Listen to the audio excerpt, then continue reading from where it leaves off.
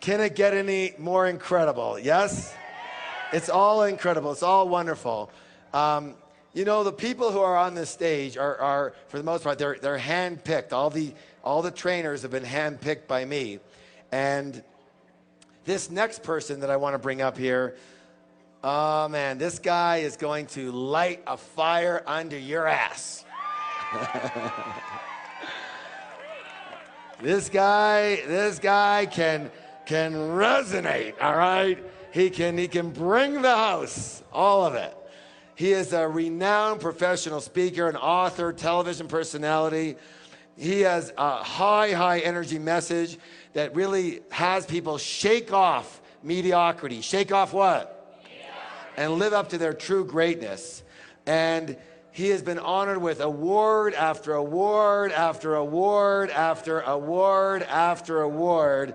And he's been touted as one of the world's top 5 speakers by Toastmasters International in all time. Good or good? He was actually awarded an Emmy for one of his recorded speech presentations, and he's become a leading fundraiser with PBS. With who? He is, I said, internationally recognized. He has got successful books all over the place. And one of his books is called Live Your Dreams. His newly released book is called It's Not Over Until You Win. This is a treat. This is the magnificence of none other than Mr. Les Brown.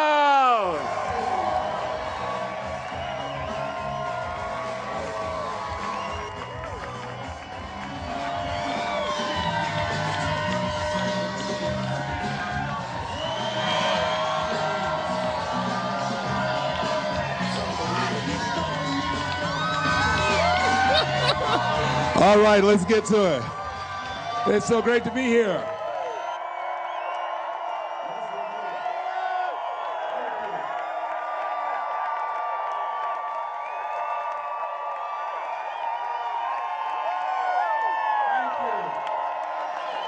Well, let's get to work. All right, thank you.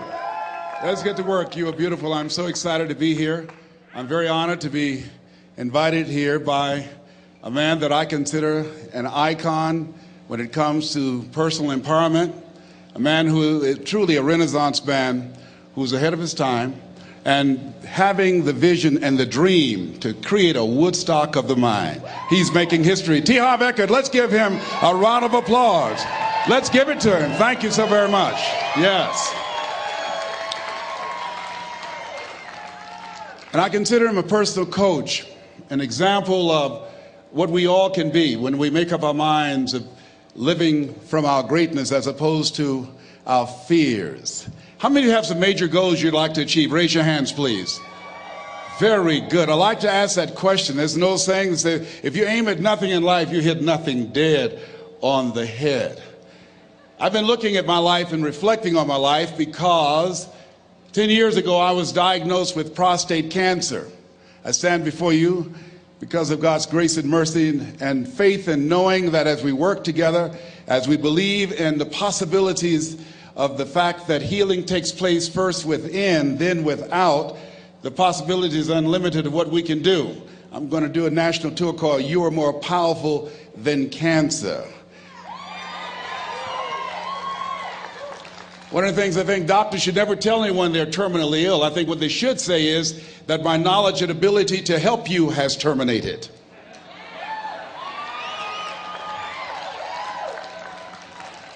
My PSA 10 years ago was 110. As I stand before you, it's 270. 1 to 4 men, you know, that's normal.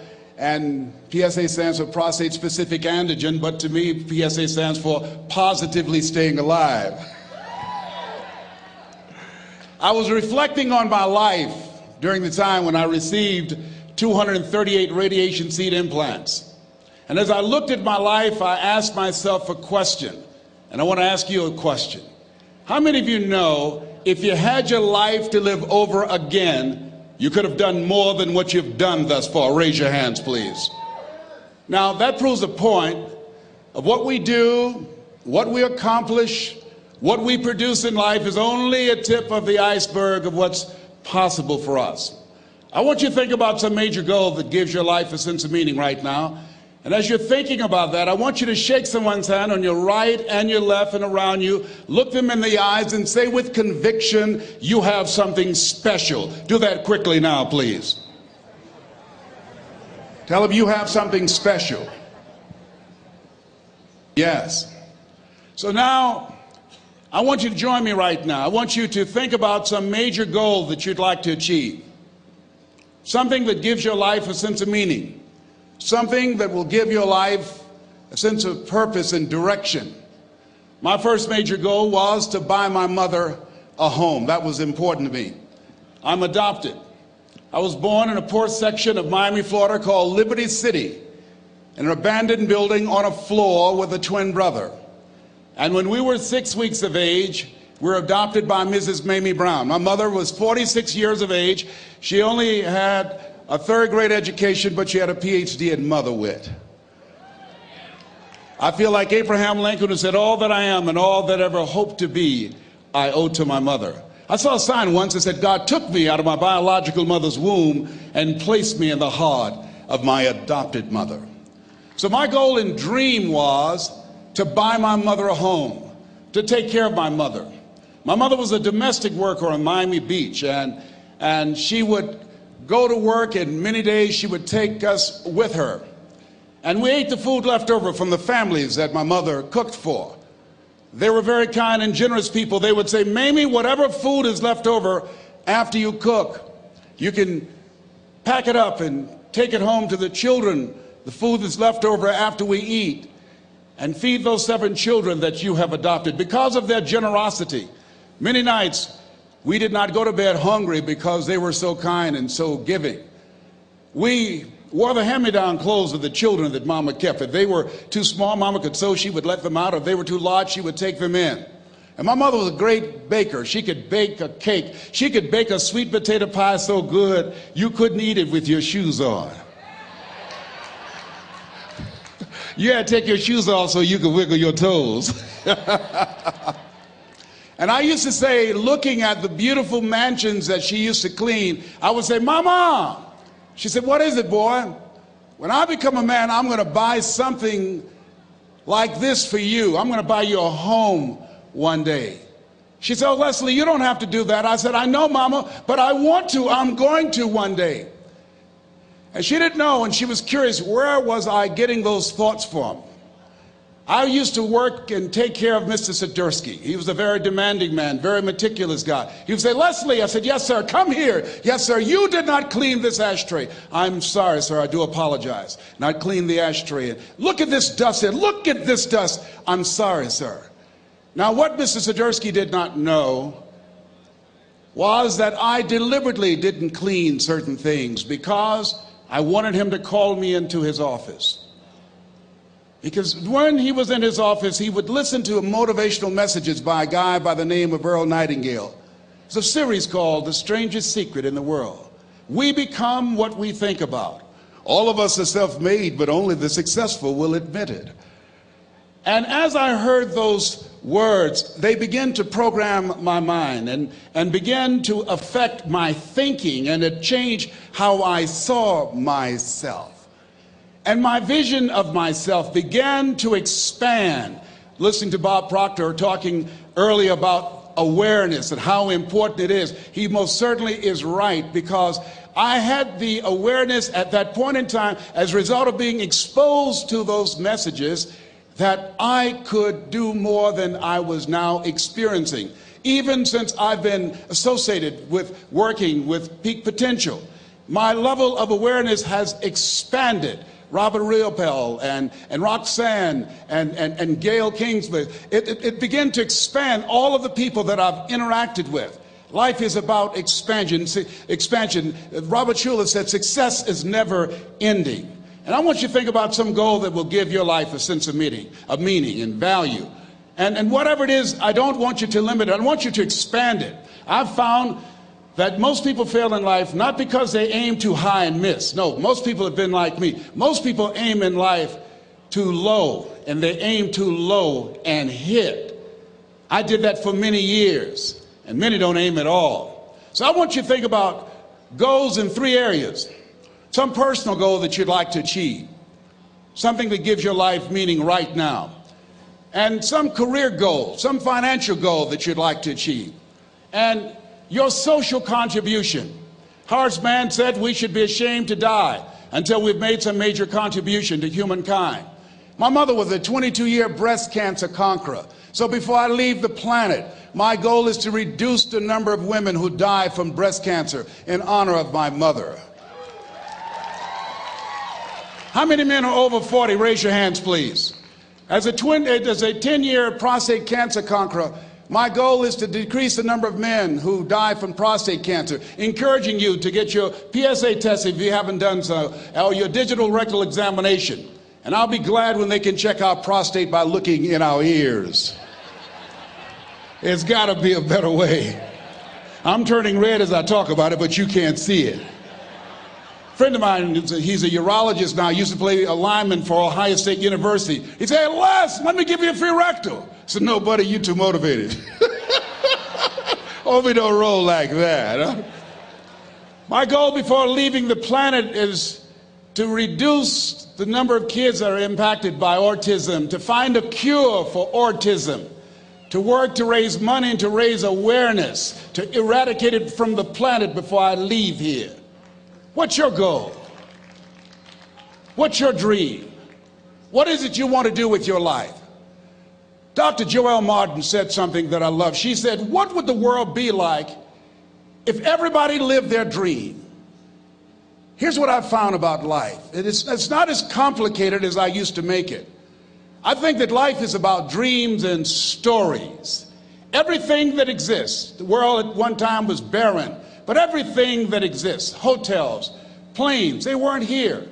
Everything that we see every day, computers, all of the things that we see, someone had a dream. Someone had a dream of a person standing on stage and their voice being amplified so they don't have to scream and yell and can be heard by thousands.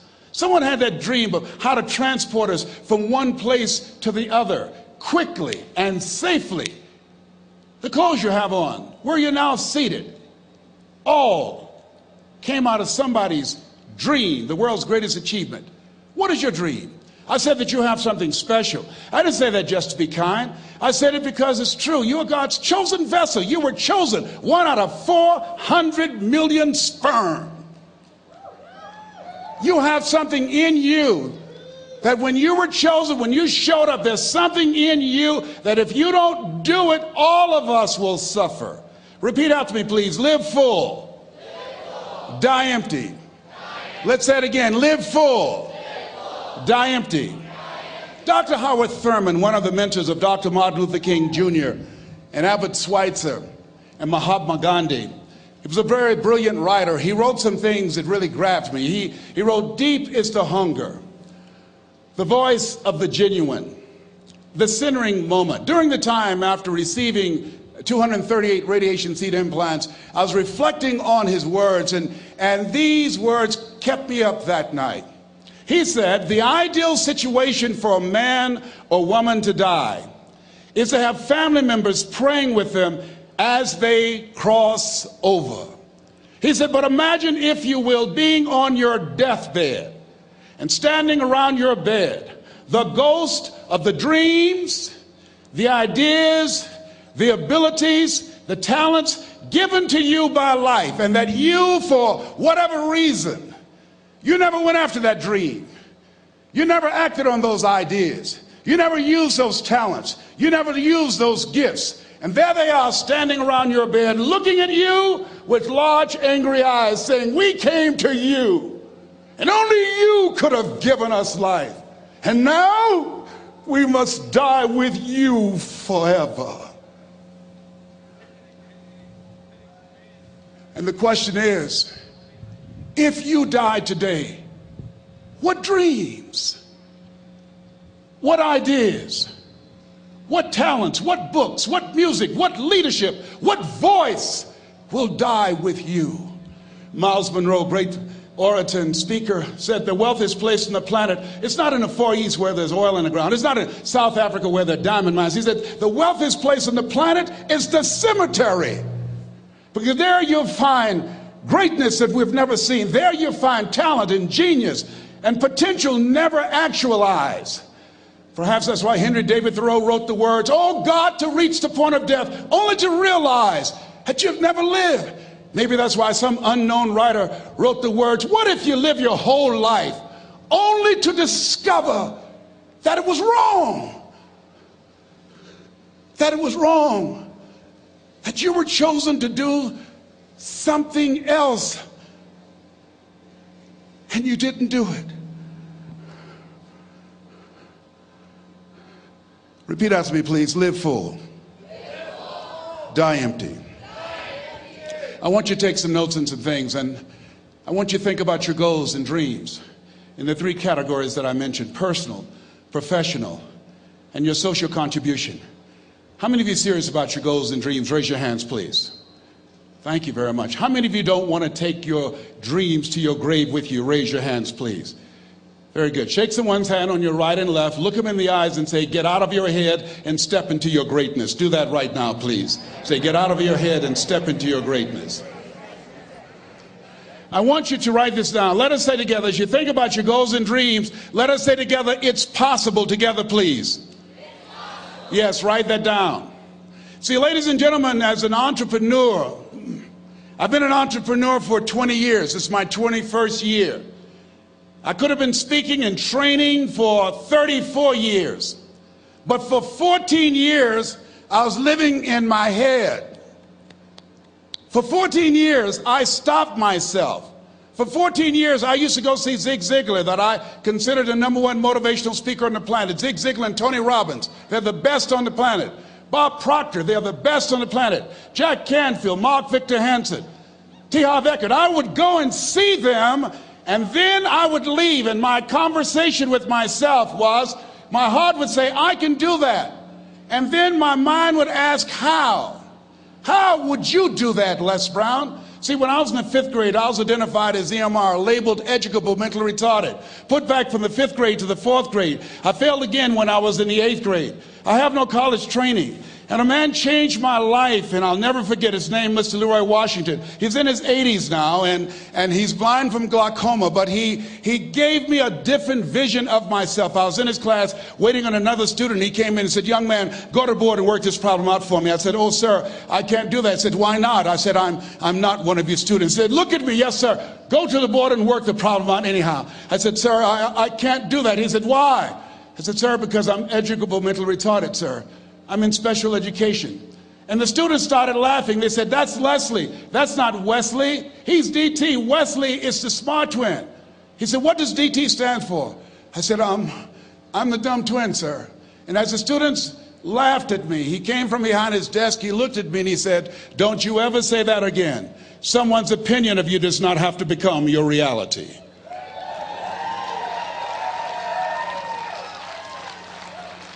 On one hand, I was humiliated, but on the other hand, I was liberated, because he looked at me with the eyes of Goethe, who said, "Look at a man the way that he is, he only becomes worse. But look at him as if he were what he could be, then he becomes what he should be." And so we developed a relationship. And one of the things that I can just tell you as you think about your goals and dreams, all of us can say in a spirit of integrity that it's possible.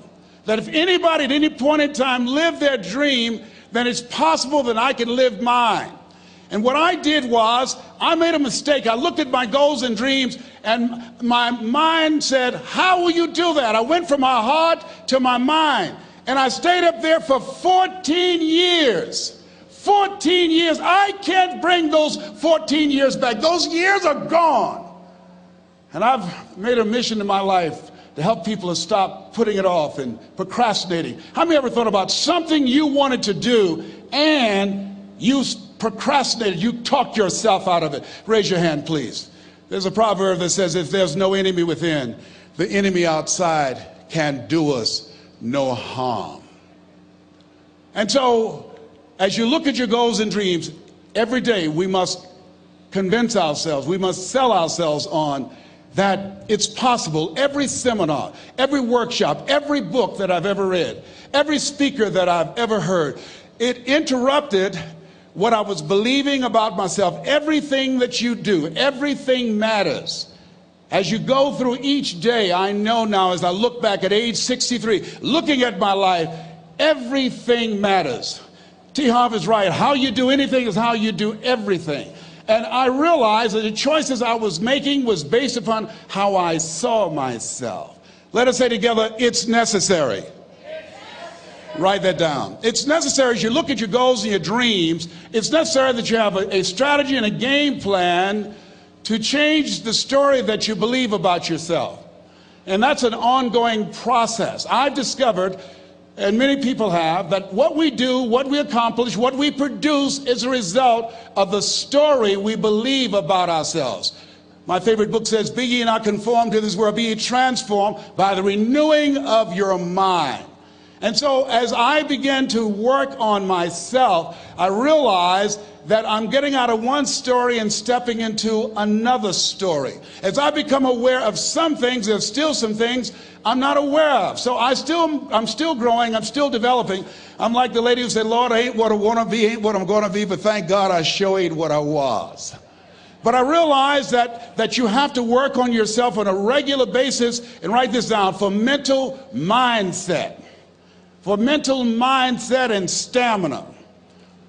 Because things are going to happen to you. I believe that the reason that most people go to their graves with their talents and abilities and skills in them is because of the fact, number one, many are like me. They didn't know that they didn't know and thought they knew. I thought I knew myself, and I really didn't know myself as well as I thought. I've discovered that sometimes people can take you to a place within yourself that you can't go by yourself.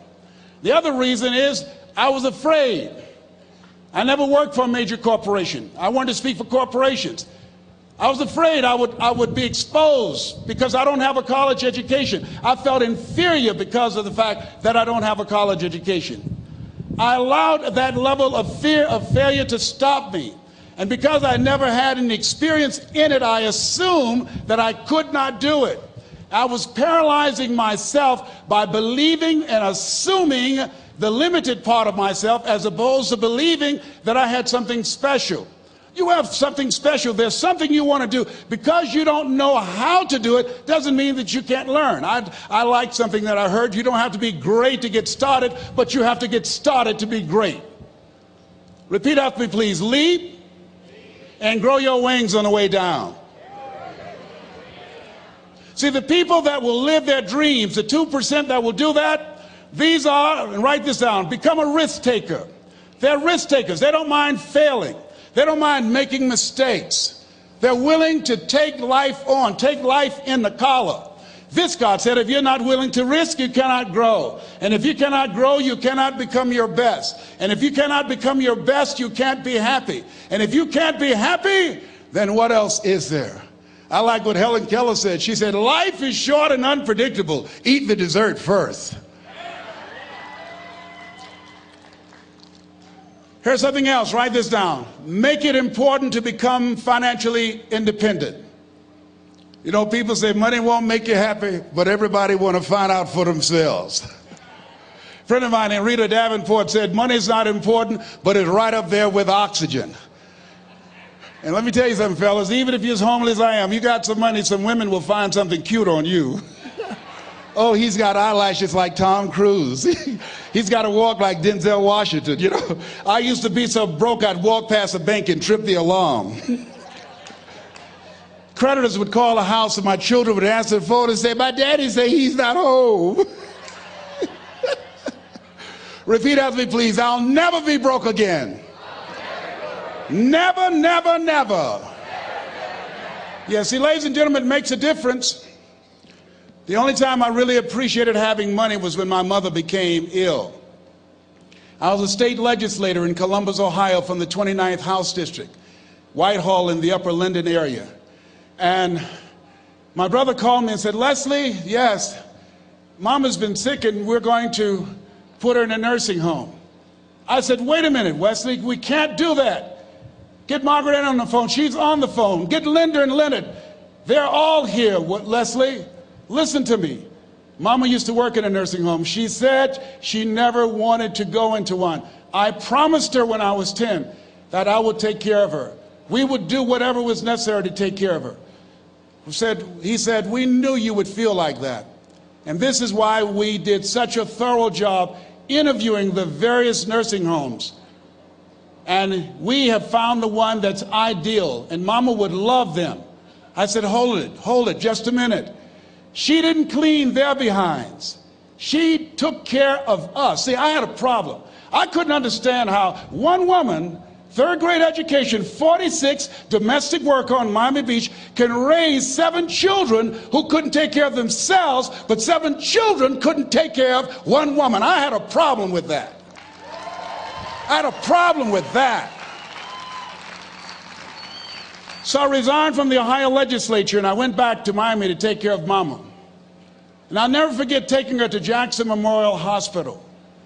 And when we went in, the receptionist said, as she looked at my mother, looked at me, she didn't say, how you doing? Are you uncomfortable? Are you in any pain? My mother at that time, she was in her 70s. The lady just said, what kind of insurance do you have? And I stepped forward and I said, she has Les Brown Unlimited. Give my mother what she needs. I can write a check for her.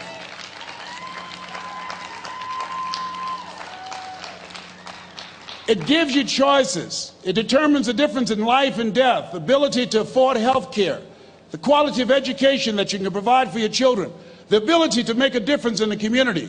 I'm doing training with young people in an area of Chicago called Englewood, where more young men have been killed in Englewood than in the Iraqi war, teaching them how to develop their minds, how to develop their communication skills, how to dress like a prospect rather than a suspect, how to stay away from negative people and develop the skills to make it in a global economy. Money makes it possible for me not to have to depend upon some government agency to make that happen. So as you look at yourselves, make it important that you find some way to use your talents and gifts to generate the income that allow you to control your destiny. I read something that said, either you control your destiny or someone else will. Here's the other thing. Repeat out to me, please. Take care of myself. Yeah, so you got to take care of yourself. I'm 63. I can do 140 push-ups nonstop after warming up. I couldn't do that when I was 20 years old. And the reason that I do that, the exercise reduces the possibility of cancer reoccurring by 32% or spreading by 30%. It helps to reverse the aging process and keeps you younger, keeps your mind sharper, and allow me to take care of my temple so I can continue to do my work, so that you can continue to do the good work that you were sent here to do. So you got to make it important to take care of yourself. Put that at the top of the list, because you can't do well and can't do good work if you don't feel good. We don't want to be like the man who said, if I'd known I'd live this long, I'd have taken better care of myself. Here's something else. Repeat after me, please. OQP. Only quality people. Yes, look at your relationships and ask yourself the question, Jim Rohn would ask this question, what is this relationship doing to me? Sidney Poitier wrote a book called The Measure of a Man. I love the tapes because I love his voice. He said, when you go for a walk with someone, something happens without being spoken. He said, either you adjust to their pace or they adjust to your pace. Whose pace have you adjusted to? MIT did a study, and the study indicated that you earned within $2,000 to $3,000 of your closest friends and associates earn. Who's impacting you? Who's in your ear? What influence do they have on you? Dr. Dennis Kimbrough said, if you're the smartest one in your group, you need to get a new group. So practice the principle of OQP, only quality people. And somebody's saying, Les, can I change them? No, it's a full-time job changing yourself. Some people are so negative, they'll walk into a dark room and begin to develop.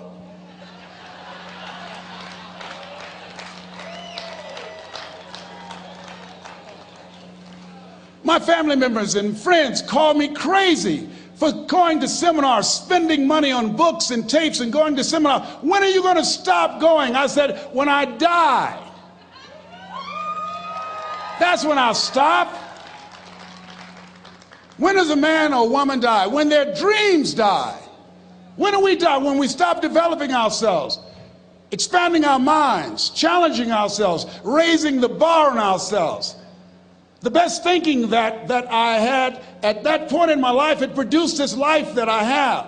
I need some help. I'm where Einstein was. He said the thinking that has brought me this far has created some problems that this thinking can't solve. I applaud you for investing in yourself, for coming here, flying thousands of miles, investing money in yourself. I can tell you, based upon my own experience, you have something special. You have greatness within you. What you're doing is different. You represent only 2% of the planet. One great American said, I choose not to be a common man. It's my right to be uncommon if I can. I seek opportunity, not security. I do not wish to be a kept citizen, humbled and dulled by having the state look after me. I want to take the calculated risk, to dream and to build, to fail and to succeed. I refuse to live from hand to mouth. I prefer the challenges of life to the guaranteed existence, the thrill of fulfillment to the still calm of utopia. I will never cower before the master, nor bend to any threat. It's my heritage to stand erect, proud and unafraid, to face the world boldly and say, this I have done. That's what it means to be a part of peak potentials. Your unquenching desire, an uncommon desire to manifest your greatness.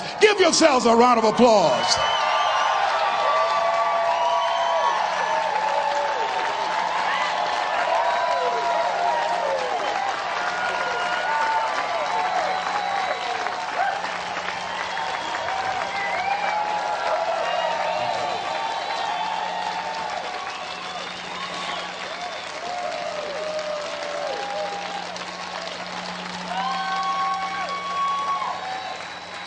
Thank you.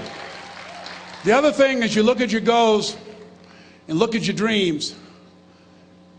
Repeat after me, please. I will fail my way to success. Yes, part of the reason why we have to continue to work on ourselves and surround ourselves with quality people is because you're going to have a lot of failures. You're going to have a lot of disappointments. Maya Angelou said, and it's true, I found it in my case, that most people go so far in life and then they park. They stop dead in their tracks. Why? Because they take some hits. When you have a goal and dream, think it not strange that you'll face the fiery furnaces of this world. You will have tribulations. Things are going to happen to you. I was in pursuit of my dream, and all of a sudden, boom, I got hit. A person that I thought I would be with for the rest of my life, I thought was my soulmate. I went through a divorce. I was embarrassed. I was humiliated. How can I teach people how to live their dreams? And I wasn't able to make my marriage work. I questioned myself. I took another hit. My mother was diagnosed with breast cancer. Then I was diagnosed with prostate cancer. Then my best friend from the second grade, Alexander Wims, he was diagnosed with cancer of the liver. I took a hit, and life staggered me, and I parked. And I didn't turn on my emergency lights because I didn't want to call attention to myself. I didn't want anybody to come and say, hey, do you need a jump? No, I don't need a jump. I'm not out of gas. My battery is not dead. My heart is beating. I'm parked. Leave me be. I'm parked. I was in my comfort zone. I was doing just enough to get by. I was working on a job. They paid me just enough to keep me from quitting, and I worked just hard enough to keep from getting fired. How many know people like that? Blink your eyes if you understand what I'm talking about. I was parked. I knew I could do more. But when my mama died, it took something out of me. When I went through a divorce, it took something out of me. When my best friend died, it took something out of me. I parked. And somebody said that life is like an onion. You have to peel it one layer at a time. And sometimes you cry. Life's going to happen to you when you have a dream. You're going to get slapped around. And don't take it personal. Don't ask, why did this have to happen to me? Why not you? Who would you suggest? You want to give us some names, some email addresses? And don't tell everybody. 80% don't care, and 20% glad it's you. It's called life. Suck it up. and move on. Get over it.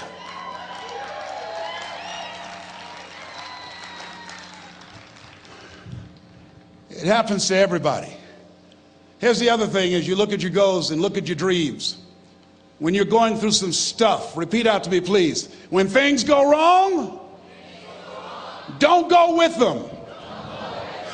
Yes, write that down. When things go wrong, don't go with them. When you're working on a business deal, you're counting on some money. Someone said you will get the loan and it falls through. You have an event and the people that you thought would be there and support you, they don't come through. Or someone turns against you, or you get ripped off. It's going to happen to you. Happened to me. Someone stole all my products, my database, over 180,000 names and addresses. It's not personal. It's going to happen to everybody. It does. 8 out of 10 millionaires have been financially bankrupt. Walt Disney had he filed bankruptcy 7 times and had 2 nervous breakdowns. It's called life. But I got a saying: when life knocks you down, try and land on your back, because if you can look up, you can get up. You've got the power in you to do that. You've got something special. You've got comeback power. Here's the other thing. Let us say together, it's possible. It's necessary. It's me. Yes, write that down. It's me. Take ownership for your life. Nobody can live your dream for you but you. Nobody's going to take care of your business like you. Stop coming up with excuses. Don't give yourself permission to continue to live a small life. You can't fit a big dream into a small life. Give yourself permission to go for it, to test yourself, to challenge yourself, to live full. I like the saying, always strive to get on top in life, because it's the bottom that's overcrowded. The reason you're here is because there's something in you that says, I can do more. This just can't be it. There's something in you. There's a calling on your life. There's something in your heart that caused you to get dressed and spend the money to go to seminar after seminar and listen to message after message and speaker after speaker. Because there's something in you that tells you this is not it for you. You have not peaked here. There's more in you that you are expressing. Eye has not seen, ear has not heard, nor has entered the heart of mankind what's in store for you if you challenge yourself, if you persist and persevere, if you take ownership for your life. George Bernard Shaw said the people that make it in this life, they look around for the circumstances that they want, and if they can't find them, they create them. Create what you want. You have the power in you to do more than you can ever begin to imagine, to control your destiny, to make a difference in our children, to make a difference on the planet, to make an impact. Let us say together, it's me. And let us say together, it's hard. Say it like you know it. Say, it's hard. Ladies and gentlemen, it's hard.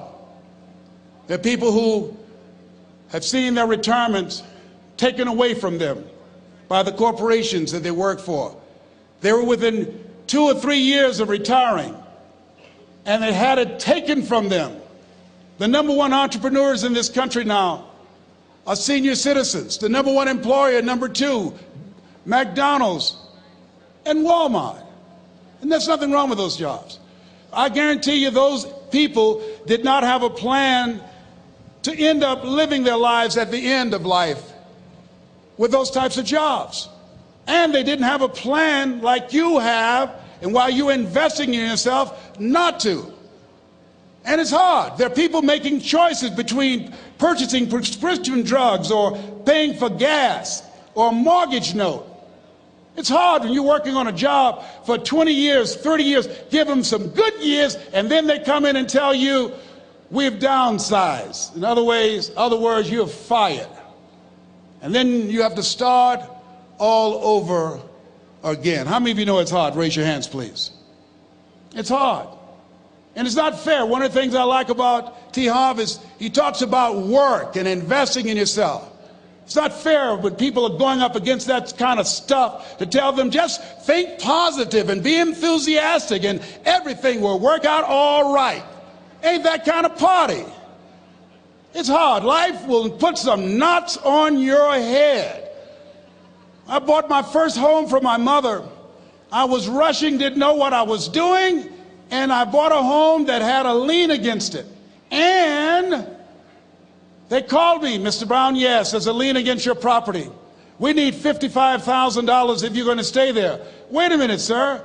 I just bought this home. The guy told me there were no liens against it. I'm not the one that owe you the money. You should have checked that out, Mr. Brown. Come on. I called my attorney. We followed up. Yes, Les, there's a lien against the property. But he told me there were no liens. He lied, obviously. Oh, my God. He told me he wanted to help me because he admired the fact that I was buying this home for my mother and that he was adopted, and he identified with me. Les, he suckered you. He played you, man. So what? Well, would they take payment arrangements? What about $5,000 a month? They want all the money, Les. They want all the money, or you're going to have to get out. The house is going up for sheriff sale. Do you have it? No, I don't have it. Can they give me some time? Tell them to give me 3 months, please. Give me 3 months. My mother's in her 70s, man. She has a bad heart. Don't do this to me. This is my dream. Don't do this, man. Please, let me talk to them. Les, I'm talking to their attorney. They don't want to talk to you. I've got to talk to the attorneys. Do you have the money? No. Will they give me 3 months? No. What about 2 months? No, Les. They want the money in 7 days. Oh, my God. Let me call you back. I'm not sure. And I walked the floors thinking, God, how could this happen to me? I got to figure this out, huh? I got to figure this out. And it seemed like the days were just ticking off. Thursday, I had to call them and let them know. They called me, Les, do you have the money? No, I don't. Friday, you have to leave. The sheriff will be there. You're going to have to leave, Les. They're going to take my house. What about my down payment? You lost it, Les. You lost it. Okay. I got to go. Yes. I prayed, Lord, please, if you show me that you're real, if you're really real, you think Paul worked for you, you haven't seen anything. Don't let me lose this house and watch what I'll do for you. I was trying to cut a deal. Have you ever tried to cut a deal? It's amazing how spiritual you get when you get in trouble. You know what I mean? When I was diagnosed with prostate cancer, I was going to bed with the Bible and the Holy Quran and Science of Mind and Joel Goldsmith, everything I could find. I was praying to Jesus, Yahweh, Melchizedek, everybody. I was calling on everybody. It's amazing. And here I was walking the floor 3 o'clock in the morning, and I had to go and wake my mother up. I got on my knees and I said, Mama, I said, I need you to wake up. She said, what's wrong, Leslie? I can hear you walking back and forth. I'm not asleep, son. I said, there's something I need to tell you. She said, your eyes are red. Why are your eyes red? Because I feel so stupid now. Why? We got to move tomorrow. Why, Leslie? There's a lien against the property and they want $55,000 and I don't have it. And we're going to be set out tomorrow. We have to go back to Liberty City. So she said, it's okay. I don't like this house anyhow. I said, why? She said, because of my arthritic knees, it hurts my knees when I go up the steps. I said, and why didn't you tell me? Because you were so happy. I just said it because you were happy. I'll live in a shack with you, boy. I love you. It's not the house. I love you. I love all my children. I said, thank you, Mama. Thank you.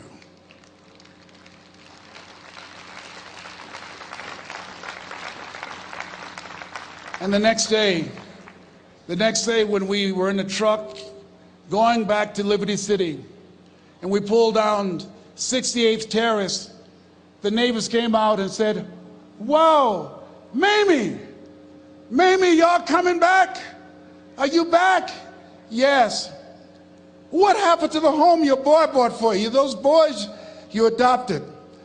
Leslie didn't do a title search. He made a mistake. And boy, I was so humiliated. How many ever made a mistake that you were just humiliated? Raise your hands. I was devastated. I was taking the furniture off the truck, and my mother came, and I was crying. And she said, boy, I said, yes, ma'am. She said, hold your head up. I said, Mama, I can't. She said, hold your head up. I said, why? Look what I've done. She said, it's okay. It's okay. You are going to make a lot of mistakes in life, young man. You're going to fail your way to success. You have nothing to be ashamed of. Keep your head up and take that furniture back in the house. I said, yes, ma'am. And I learned something from that. If you ever go through something, hold your head up. If you ever make a mistake, hold your head up. If you ever do something that everything goes wrong, life catch you on the blind side, hold your head up. It's not over. Goethe said, that which does not kill you will make you stronger. Hold your head up. Shake someone's hand on your right and left and say, hold your head up.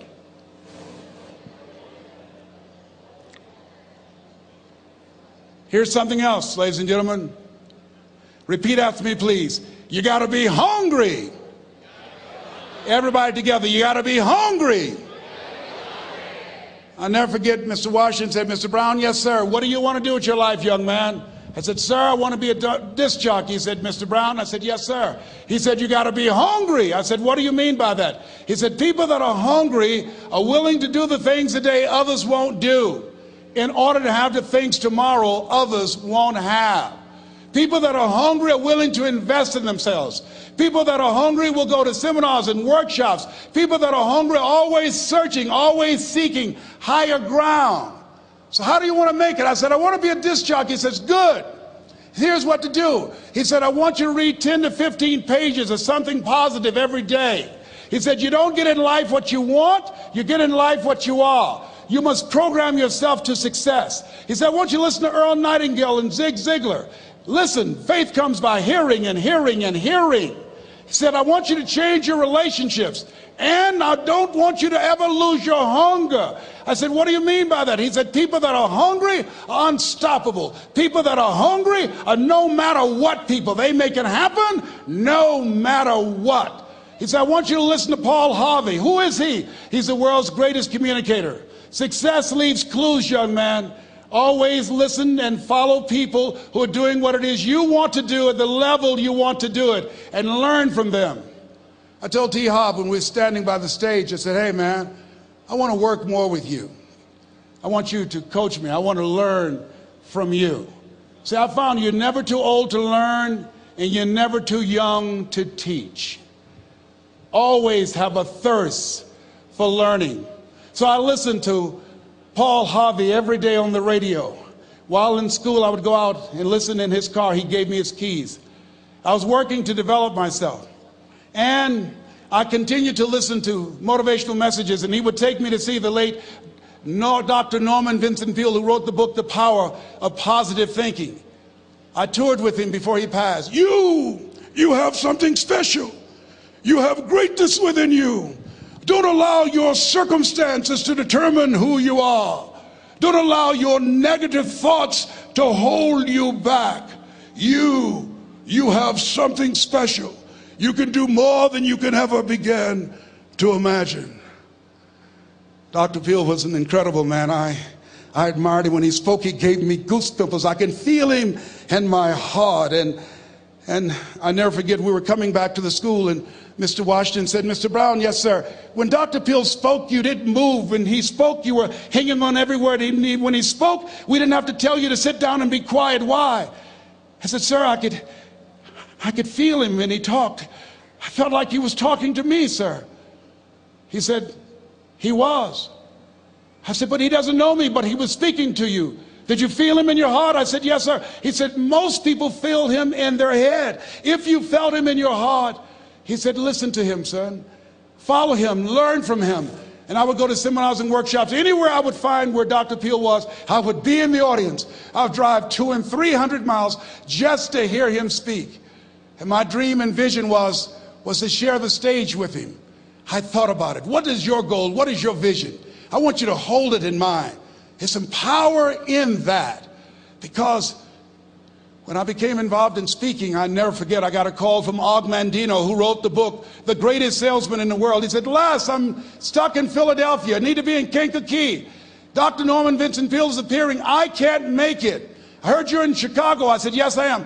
Can you go and open for me? I said, yes, man. Oh, my God. Dr. Peale, I said, yes, I'd love to do it. And I went there and I came. I said, hi, I'm Les Brown. He said, you're not the band of renown? I said, no, I'm Mrs. Mamie Brown's baby boy. I'm here to speak. He said, come backstage. And his wife, Martha, was there. And she said, Papa, Les Brown is here, the speaker. And he said, Les Brown, shoot for the moon. Because even if you miss, you'll land among the stars. I said, sir, that's my quote. I wrote you when I was in the 11th grade. I was a part of a special education class project. That's my quote. He said, I know. I end all my speeches with that quote.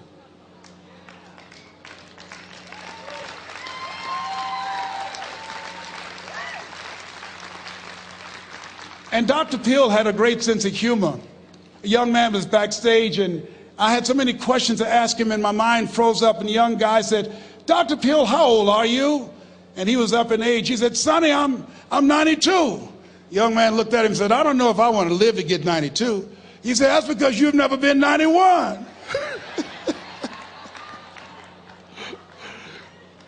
So I did the things that Mr. Washington suggested. I listened to motivational tapes on a regular basis. I would go to seminars and workshops whenever Zig Ziglar and Dr. Dennis Waitley and Jim Rohn would come to town. And I said, sir, what do you want me to do now? He said, Mr. Brown, I've given you everything that I can give you. He said, develop your mind, put your money where your mouth is, continue to learn how to be an effective communicator, because once you open your mouth, you tell the world who you are. And always surround yourself with OQP, only quality people. So I went to apply for a job on Miami Beach. WMBM radio station. Milton Butterball Smith was the program director. Hello, Mr. Butterball. How are you, sir? My name is Les Brown, sir. I'd like to be a disc jockey. He said, young man, you have any journalism in your background? I said, oh, no, sir, I don't. You have any experience in broadcasting? I said, no, sir, but I practice all the time, sir. Let me audition for you, sir. Let me show you how good I am. All I need is a shot, sir. He says, no, we don't have any job for you. How many have ever been rejected? Raise your hands, please.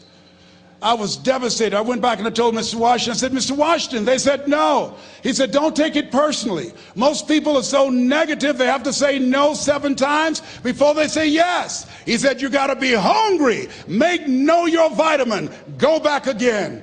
I said, yes, sir.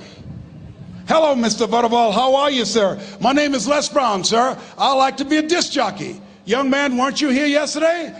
Yes, sir, I was. Didn't I tell you no yesterday? Yes, sir, you did. Then why are you back today? Well, sir, I didn't know whether or not somebody was laid off or somebody was fired, sir.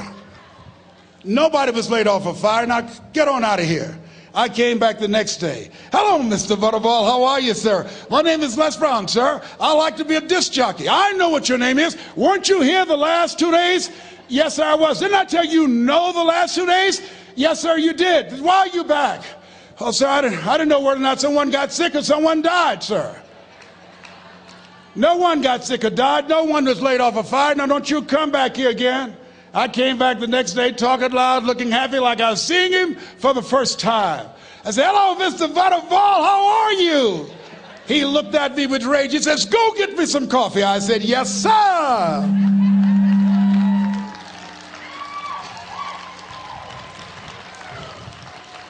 My favorite book says the greatest among you will be your servant. How many of you are serious about your goals and dreams? Raise your hands. Very good. Write this down. Provide more service than you get paid for. Provide more service than you get paid for. I go to a lot of seminars and workshops. And one of the things I know about T. Harv Eckert, when I was sitting in the class with Robert Ruppel and all of the other presenters, they hold themselves to high standards. And they provide more information than anybody else in the industry, bar none. They hold nothing back because their commitment is for your success. And when you hold yourself to high standards, write this down, impact drives income. That's why you're here. Because the training, the seminars, been making a difference in your life. If they did not have impact, 200 or 300 people would be here, if that amount. Impact drives income. So I became the errand boy for the disc jockeys. I would go get their lunch and their dinner, and I would bring it to them in the control room, and I'd watch them working the control boards, knowing my time will come. Write this down. I expect to reach my goal. Yes, you want to operate with a spirit of expectation. I expect to reach my goal. So I started preparing for the next position. Never forget one quote that I heard. As you look at your life, look at your goals and dreams. It's better to be prepared for an opportunity and not have one than to have an opportunity and not be prepared. If you expect to reach your goal, prepare yourself now. And so then pretty soon, the guys at the station, they begin to take a liking to me. Write this down. Build relationships. As you're aware, people deal with people that they know, like, and trust. And so they would say, Leslie, yes, sir. Come here, yes. Come outside. Who did this? Oh, your car? Yes. Who cleaned my car? I did, sir. I would wax their cars on the weekend, inside and out. How much do you charge? Oh, nothing, sir. I just wanted to help out. I was providing more service than I got paid for. I was building relationships. They said, whoa, look here. Donna Ross and the Supremes are coming to town. The Four Tops and the Temptations. Here are my car keys. Pick them up for me. Take them to the Fontainebleau Hotel on Miami Beach. I said, yes, sir. I would drive them all over Miami Beach in their big, long Cadillacs. I didn't have any driver's license, but I was driving like I had some. Then one day, it was a Saturday afternoon, a disc jockey by the name of Rockin' Roger was drinking while he was on the air. It was a Saturday afternoon, and I was the only one there. Rockin' Roger got so drunk, he could not complete the show. He started slurring his words. He's about to fall off the chair. And there I was, looking at him through the control room window, walking back and forth, young, ready, and hungry. I was saying, drink, Rock, drink. Drink, Rock. I'd have gone and get him some more if he'd asked me to. Then pretty soon the phone rang. It was the general manager, and I answered the phone. I said, hello? He said, young boy, this is Mr. Klein. I said, I know. He said, Rock can't finish his program. I said, I know. He said, would you call one of the other DJs in? I said, yes, sir. I said to myself, he must think I'm crazy.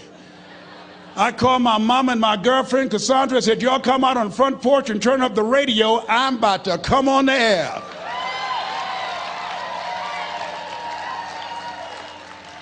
I waited for about 20 minutes, and I called him back. I said, Mr. Klein, I can't find nobody. He said, young boy, you know how to work the controls? I said, yes, sir. He said, go in there and segue the records, but don't say nothing here. I said, yes, sir. I couldn't wait to get old Rock out of the way. I put on a fast record. I said, look out, this is me, LB Triple P. Les Brown, your platter playing papa. There were none before me, and there will be none after me. Therefore, that makes me the one and only. Young and single and love to mingle, certified, bona fide, indubitably qualified to bring you satisfaction and a whole lot of action. Look out, baby, I'm your love man. I was hungry. I was hungry. Get old man a round of applause. I was hungry. I was hungry. You got to be hungry. Shake someone's hand on your right and left all around you and say, you got to be hungry. You got to be hungry.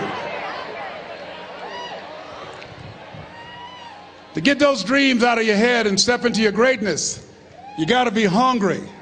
To get those ideas, that talent, that gift out of your system, you got to be hungry.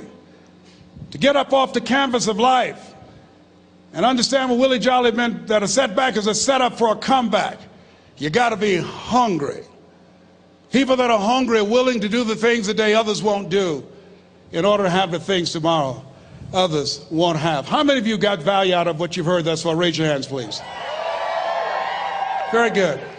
I'd like to leave this with you. I don't know what your goals are. I don't know what you want to do. Here's what I know about you. You have greatness within you. Here's what I know about you. I can help you to live full and to die empty. I can show you what I've learned. If anybody told me that I would be doing what I'm doing now, I leave here today, I go to New Orleans and speak there, then I'll be flown to Barcelona. If anybody told me, given my circumstances, born in an abandoned building on a poor section of Miami, Florida, called Liberty City, both my birth parents stood up and said, "Hello, son," I would not know either one. Being labeled educable mentally retarded, put back from the 5th grade to the 4th grade, failed again when I was in the 8th grade, no college training. Anybody told me the principles that I would teach you, that they would have the impact that it has had on my life. This Les Brown that you see, I did not know he existed.